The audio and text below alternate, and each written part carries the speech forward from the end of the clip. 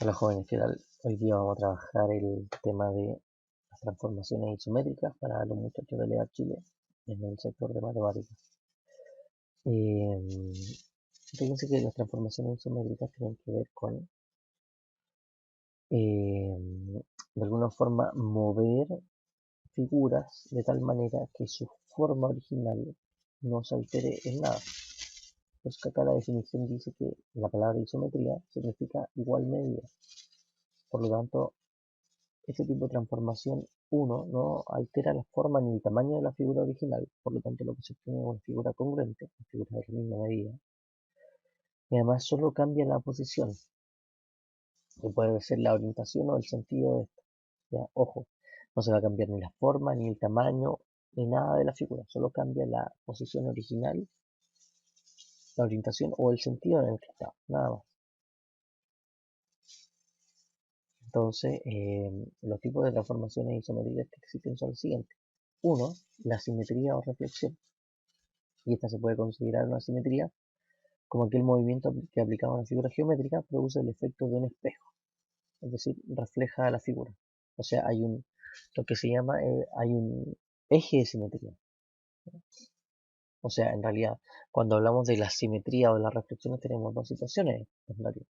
Una, que es la simetría axial, que les estaba mencionando, es cuando tenemos un eje de simetría o equivalente a un espejo. Cada vez que uno se mira a un espejo obtiene una imagen de sí mismo que es simétrica. ¿Ya? Eh, ¿Qué es lo importante de este tema de la simetría axial? Primero, que nos tienen que dar este espejo, nos tienen que mencionar un eje de simetría. Lo otro importante es que, fíjense que respecto de la figura inicial, la figura que se obtiene, la imagen, está en una orientación completamente opuesta a la imagen original. ¿Ya? Eh, Fíjense, además que otra cosa muy importante, dice, cada punto y su imagen o simétrico, cada vez que nosotros busquemos la imagen de algún punto con respecto a un eje de simetría, también se le llama buscar el simétrico. Este punto con su imagen están a la misma distancia del eje de simetría. Por eso hablamos aquí de que equidistan del eje de simetría. Es decir, este punto A, nosotros medimos la distancia que hay desde este punto A hasta el espejo, que sería esta recta en este momento. Esa distancia es exactamente la misma que desde el espejo hasta el punto que resulta ser la imagen de este punto A inicial. ¿Ya? Además de eso, si uno tiene este espejo, esta línea, este eje de simetría, y dibuja una línea que une el punto original con su punto imagen, estas dos rectas van a ser perpendiculares, es decir, aquí se forman ángulos de 90 grados en la intersección, en donde se tocan estas dos cosas. ¿Ya? En ese punto aquí se forman ángulos de 90 grados. ¿Ya? Por eso uno dice aquí que el trazo que une un punto con su simétrico es perpendicular al eje de simetría. La simetría axial entonces corresponde a una transformación geométrica que hace corresponder a cada punto A del plano otro punto A', tal que la recta que los une es perpendicular a la recta fija llamada eje de simetría. Por ejemplo, si nosotros tenemos acá en el plano cartesiano, tenemos este punto A que está tiene coordenadas menos 2,3 y nuestro espejo va a ser esta recta llamada x igual 1 y queremos obtener la imagen de este punto A mirándose a través de este espejo. Entonces básicamente lo que uno tiene que hacer aquí es lo siguiente, contar cuántos cuadraditos hay de distancia desde la A hasta el eje de simetría. Entonces hay 1, 2, 3. Nos paramos en el eje de simetría y contamos 1, 2, 3 y marcamos el punto A', que sería la imagen del punto inicial. Fíjense que la distancia entonces que hay desde la A hasta el eje de simetría son 3 cuadrados, mientras que del eje de simetría o del espejo hasta el punto imagen también hay 3 unidades de distancia. ¿Ya? De esa manera tenemos este punto A' que va a ser la imagen del punto A inicial y que tiene coordenadas ahora 4,3. ¿Ok? Esa es la idea. Dibujar una recta perpendicular al eje de simetría y caminar siempre por esa recta, ya respetando siempre las distancias que hay. entre el punto inicial y el espejo, y entre el espejo y el punto resultante, que va a ser la imagen.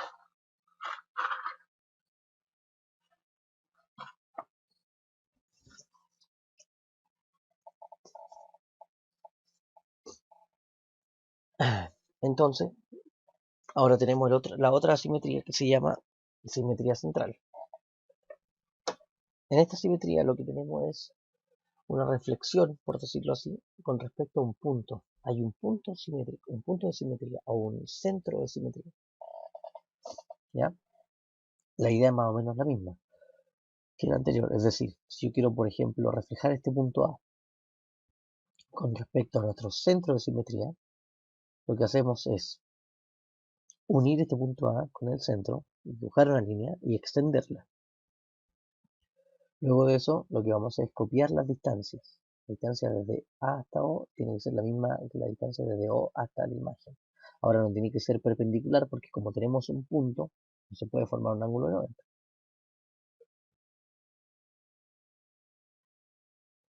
Pero sí es importante respetar nuevamente las distancias. Ahora, lo que va a pasar es que fíjense que va a estar en una orientación completamente distinta y además esta figura va a estar rotada, o sea, va a estar, la orientación y la posición inicial cambian completamente. Es completamente lo contrario. Por eso uno también habla a veces de que la simetría central corresponde también a una rotación en 180 grados. Como bien dice acá, la simetría central corresponde a una transformación isométrica, de modo que el simétrico de un punto A con respecto a un punto O, al centro de simetría, pertenece justamente a esa recta AO. ¿Sí?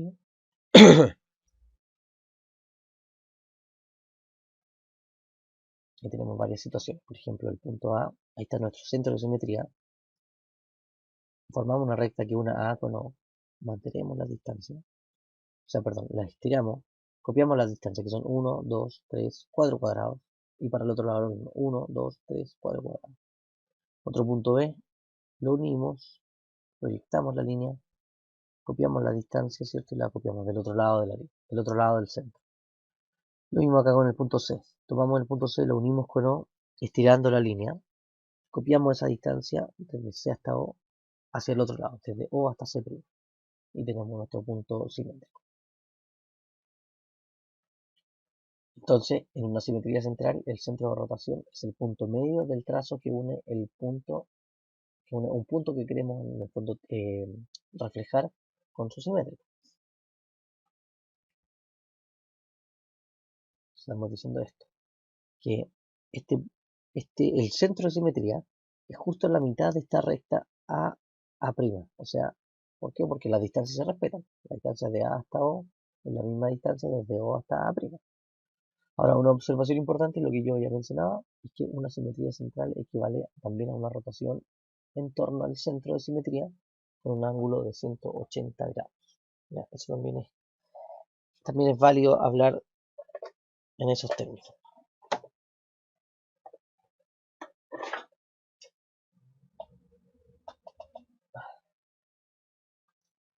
Haciendo un resumen entonces, las simetrías de un sistema de ejes en un sistema de ejes coordenados o en el plano cartesiano, ocurre lo siguiente. Si tenemos una simetría, si queremos buscar un simétrico de un punto P, por ejemplo este punto P que tiene coordenadas A, B, con respecto al eje X, o sea que nuestro eje X, el eje horizontal, sea el espejo, entonces su simétrico va a ser A, menos B. O sea, esta coordenada, la que está en el eje X, se mantiene tal cual, mientras que la coordenada del eje Y cambia de signo solamente. El número sigue siendo el mismo, pero cambia de signo. Si es en torno al eje Y, la que va a cambiar de signo ahora es la coordenada del eje X. Porque esta X que estaba aquí, que vale, por ejemplo, 5, tengo que copiar esa distancia desde 5 hasta el espejo y quedaría acá en menos 5 entonces. Mientras que la coordenada Y, que supongamos que es 3, sigue siendo 3, ¿ya? Porque nos movemos en la misma altura. Y si es en torno al origen, entonces el simétrico de un punto A, B, A', B, es cambiar nada más que los signos de ambas coordenadas, menos a, menos b. ¿Ya? Eso es cuando es en torno al origen, y el origen es un punto, el 0, 0. Estamos aplicando entonces una asimetría con respecto a un punto simétrico, a un centro de simetría. ¿Ya? Entonces ahí tenemos los tipos de simetrías que existen.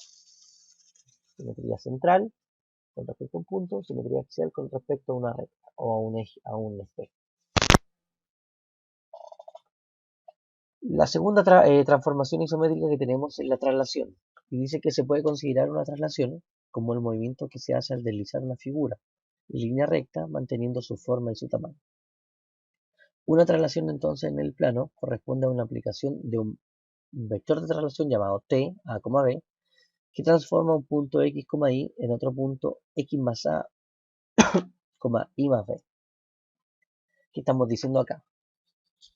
Que nosotros tenemos un punto inicial llamado x, y lo vamos a mover una cierta cantidad de espacios. Y esa cantidad de espacio está definida por este vector, que se llama a, b, vector de traslación. Entonces lo que hacemos para obtener el punto final, el punto resultante, sumamos el x con a y obtenemos la primera coordenada del punto final, y sumamos y con b y obtenemos la segunda coordenada del punto final. Ejemplo, si tenemos nuestro punto 2,1 y queremos moverlo según el vector 3, menos 5, sumamos, resulta que el punto final va a ser 5, menos 4. Ahora, si dibujamos esto en el plano cartesiano, ocurre lo siguiente. Tenemos nuestro P original y ya quedó nuestro P final, nuestro P'. ¿Ya? Y ese vector de traslación se llama T, se le conoce como T, A, B, o sea, se le denota así. Otro ejemplo puede ser que queremos mover una figura completa según cierto vector. Entonces tenemos un triángulo aquí con sus vértices 1,2, 3,1 y 4,3. Y queremos trasladar el triángulo según el vector menos 4, menos 2. Entonces básicamente lo que hacemos es lo siguiente. Tomamos cada una de los vértices del triángulo y le aplicamos a los tres la misma traslación.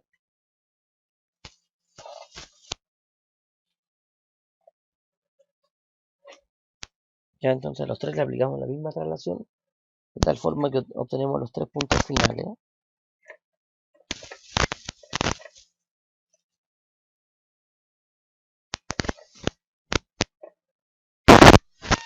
Y con eso los marcamos luego y vamos a obtener el triángulo trasladado.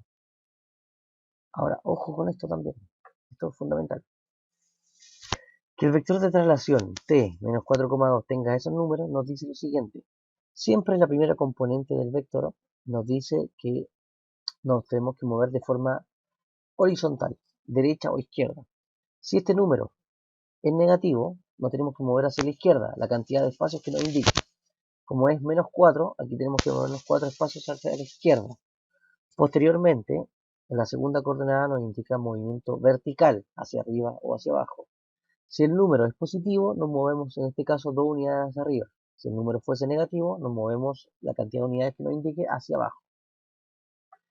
Entonces, básicamente el triángulo el triángulo completo acá se va a mover 4 unidades a la izquierda y 2 unidades hacia arriba. Siempre primero aplicamos la traslación de tipo horizontal. O sea, tomamos el triángulo y se movió 4 unidades a la izquierda y luego subió 2 y termina ahí entonces. ¿Ya? Fíjense, la forma, ni la posición, ni la orientación han cambiado. O sea, cambió solamente la posición original con respecto al triángulo inicial. Pero su forma, su tamaño y su orientación siguen siendo las mismas. En la simetría cambiamos la orientación. Entonces, en una traslación, al deslizar la figura, todos los puntos describen líneas rectas paralelas entre sí. O sea, se forman este tipo de líneas. Todos lo estamos moviendo con respecto a un mismo vector de traslación. Entonces, en una traslación se distinguen tres elementos. El sentido, derecha, izquierda, arriba, abajo. La dirección, horizontal, vertical u oblicua. Nosotros estamos aplicando horizontal y verticales solamente. Y la magnitud del desplazamiento, o sea, cuántas unidades yo me muevo, de qué tamaño va a ser la traslación que yo estoy aplicando. Por ejemplo, si tenemos traslaciones en un sistema en el plano cartesiano, dice que en este caso se debe señalar las coordenadas del vector de traslación.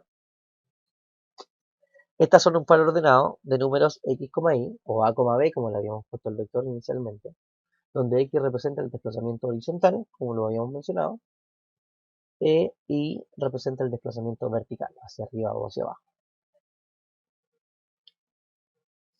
Entonces, si tenemos ahí el punto A 4,6 y lo queremos mover según el vector menos 2,3, tenemos que mover 2 unidades hacia la izquierda y 3 unidades hacia abajo. Por otra parte, si tenemos el punto menos 5,2 y lo queremos mover según el vector 4,4, nos tenemos que mover 4 unidades a la derecha y 4 unidades arriba. Y así.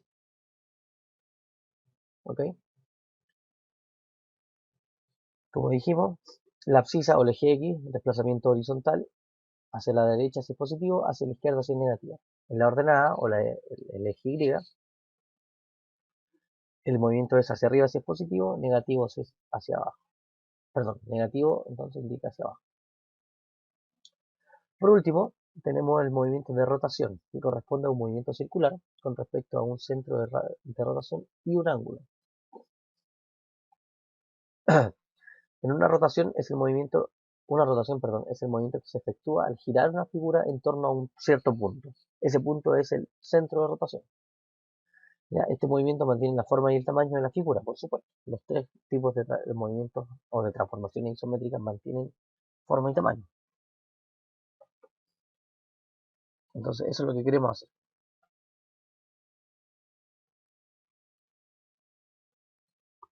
Ahora, observación. La rotación siempre se considera positiva cuando es en sentido contrario a los punteros del reloj, en sentido antihorario, tal cual como se mueve la pelotita.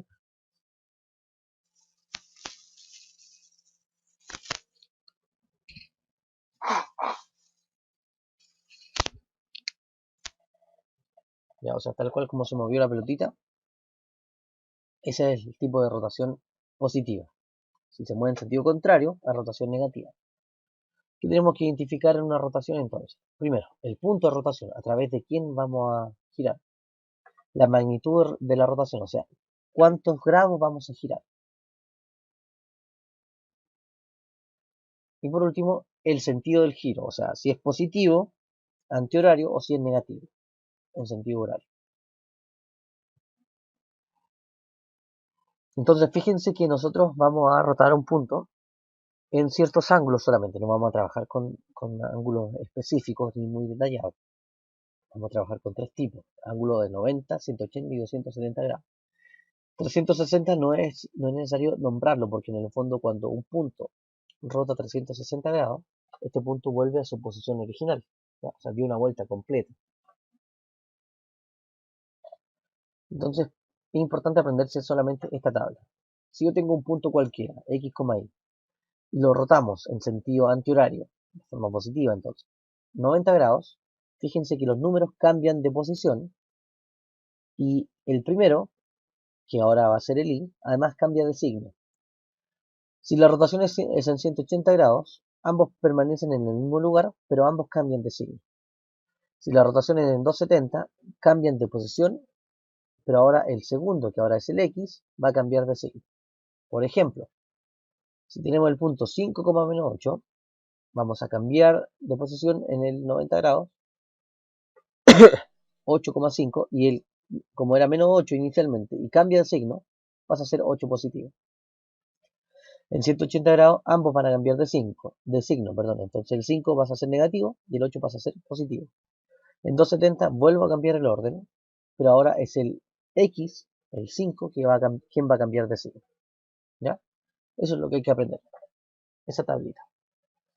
Ahora, si de repente nos piden una rotación negativa, nos dicen gire este punto en 90 grados de forma negativa. Cuando uno gira un punto en 90 grados de forma negativa, es equivalente a girar ese mismo punto 270 grados de forma positiva. Asimismo, si uno le piden girar un punto en 270 grados de forma negativa, eso es lo mismo que girar este mismo punto de forma positiva en 90 grados. O sea, 90 grados es lo mismo que 270 grados de forma negativa. 270 grados de forma positiva es lo mismo que 90 grados de forma negativa. Esa es la equivalencia. El 180 si es negativo o positivo da lo mismo. Y el 360 también. Así quedamos en el mismo lugar. Entonces ahí tenemos, por ejemplo, si el punto A, 2,3, se gira con respecto al origen, ese va a ser nuestro centro de rotación, en 90 grados, se transforma en el punto menos 3,2. Cambiamos el orden, ¿cierto? El 2 y 3 los invertimos, y el Y, que era el 3 inicialmente, cambia de signo. Importante entonces, toda transformación isométrica mantiene la forma y tamaño de una figura geométrica y por lo tanto el perímetro y el área no sufren variación. Su forma y su tamaño no se alteran en ninguna de las transformaciones que vimos. ¿Ya? Haciendo un comentario muy rápido de esto, las teselaciones son regularidades o patrones de figuras que cubren completamente una superficie plana, aplicándole a una cierta figura una de estas transformaciones o varias transformaciones al mismo tiempo, rotación, traslación, simetría. ¿Ya?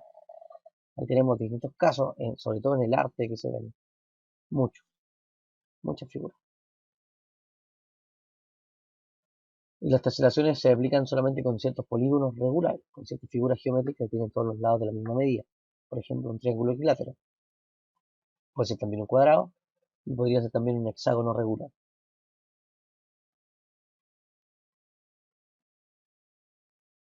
Y las teselaciones que en el fondo se hacen aplicando simetría, traslación, rotación, todas las figuras, todas las transformaciones al mismo tiempo. ¿Ya? Muchachos, cualquier consulta que tengan, ya saben dónde tienen que hacerla y espero que les vaya súper bien en clase. Nos vemos en la próxima sesión y mucho ánimo. Hasta pronto.